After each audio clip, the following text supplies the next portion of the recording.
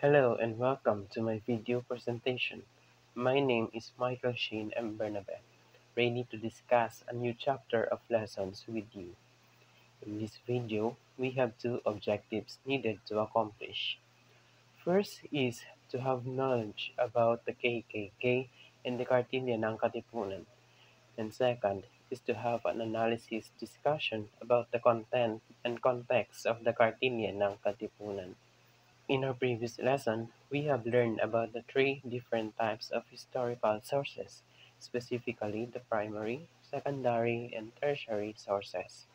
And to inform you guys, this KKK is one of the primary sources that we will discuss in this new chapter. So, what is KKK?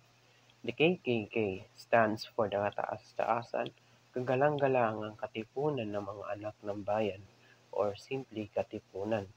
It is arguably the most important organization formed in the Philippine history. So, while anti-colonial movements, efforts, and organizations had already been established centuries prior to the foundation of the Katipunan, it was only this organization that envisioned a united Filipino nation that would revolt against the Spaniards and total independence of the country from Spain. So, before the year 1892, where KKK was first founded by Andres Bonifacio, there were already several revolts in the Philippines. However, none of them envisioned a unified Filipino nation revolting against the colonizers.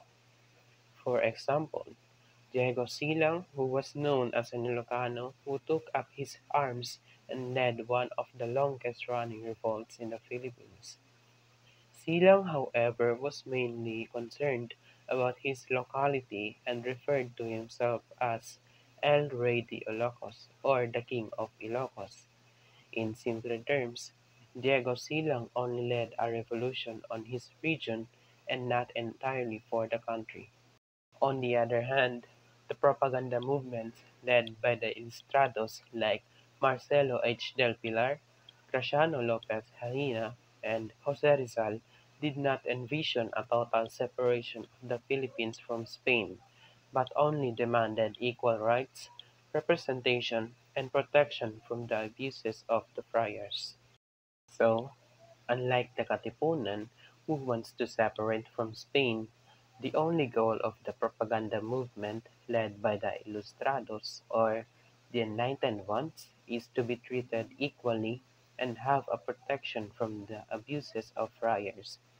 Dahil alam naman natin kung paano inaabuso ng mga pari ang ating mga kapwa Filipino noon. So these factors are what makes the Katipunan different from the other revolts na nangyari noong sinakop tayo ng mga Espanyol.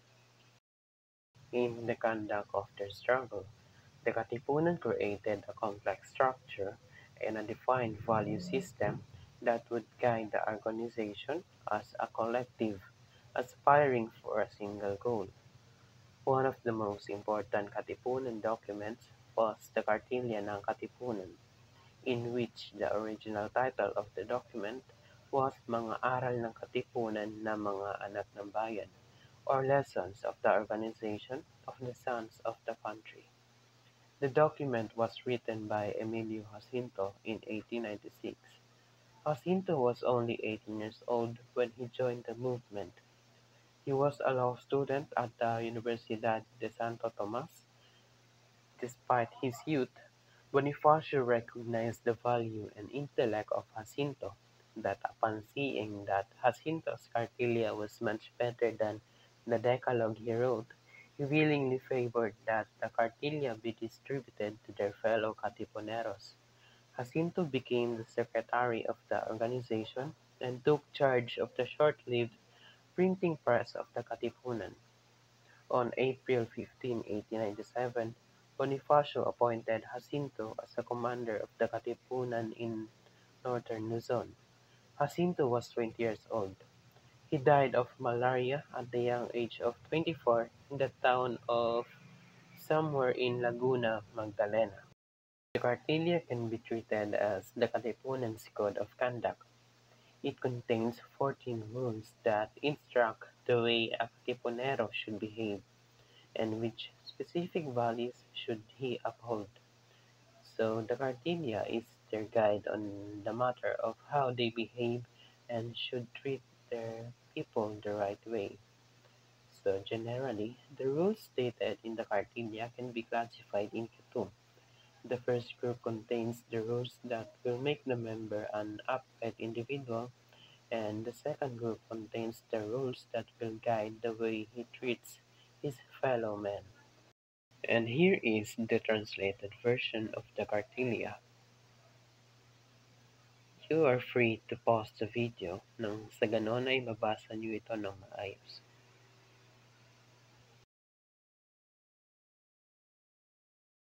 After thoroughly understanding the content of the Cartilla, we can treat them as a reaction or a response to certain values they found despicable during the struggles they encountered during the Spaniards' time.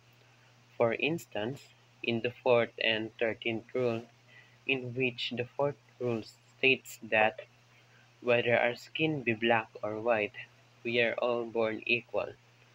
Superiority in knowledge, wealth, and beauty are to be understood, but not superiority by nature. And the 13th rule says that man is not worth more because he is a king, because his nose is aquiline and his color white, not because he is a priest, a servant of God, nor because the high prerogative that he enjoys upon earth, but he is worth most who is a man of proven and real value, who does good, keeps his words, is worthy and honest, he who does not oppress, nor consent to being oppressed, he who loves and cherishes his fatherland, though he be born in the wilderness, and know no tongue but his own. By the context of these rules, it is clear that issues like discrimination, racism, and gender or cultural superiority were present during their time, in which this is how they addressed the problem through on how they should correct their wrongdoings. Especially noon na yung mga white Europeans, they treat us Indios as an inferior being compared to them being superior to us. That is when the Katipunan strongly decided to put an end to the unjust treatment of the colonizers to our people. Moreover, the values in the Cartilla ng Katipunan reflects the rational and liberal ideas of the 18th and 19th centuries, such as equality, tolerance, freedom, and liberty, principles that emerged from the French Revolution and influenced the educated class in the colonies. Emilio Jacinto himself, being an ilustrado, understood this and incorporated these values into the document. Additionally, the Cartilla also contains Victorian and chivalrous values, emphasizing the importance of honor in words and actions. However, while advocating for the respectful treatment of women, the document still reflects a secondary regard for women compared to men, as in its guidance that men should lead women and children. Nonetheless, it promotes the idea that women should be treated as companions, not as objects of exploitation, which is referred to in the 10th and the 11th rule. We can see na ang mga Katipunero ay itinuturing talaga nilang partner or companion ang mga babae at ang nagpapatunay nito ay ang bilang ng babae na parte rin ng katipunan, which shows that pinaninindigan talaga nila ang nakasulat sa Cartilla na pinapakitang gusto nilang makamit ang gender equality para sa lahat. Aside from that, the Cartilla's instructions were not just for the Katipunan's conduct towards the organization, but also for the personal development of each member. The stated rules in the Cartelia teaches the members on how they should conduct themselves in their own rights. It is directed to them on how one should treat his neighbor and how one should develop itself, which are both essential for the true ideals of the Katipunan. For example, the second rule states that to do good for personal gain and not for its own sake is not virtue, in which it teaches the members on how they should be prepared to be selfless in order to help those who are in need.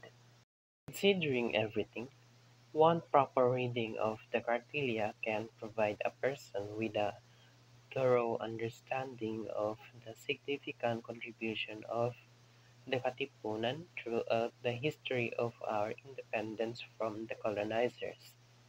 The lessons of the Cartilia could offer to us would also give us insights that we can apply in our present time in order to reach the true freedom that our nation truly desires. That is all for this video. Thank you for watching.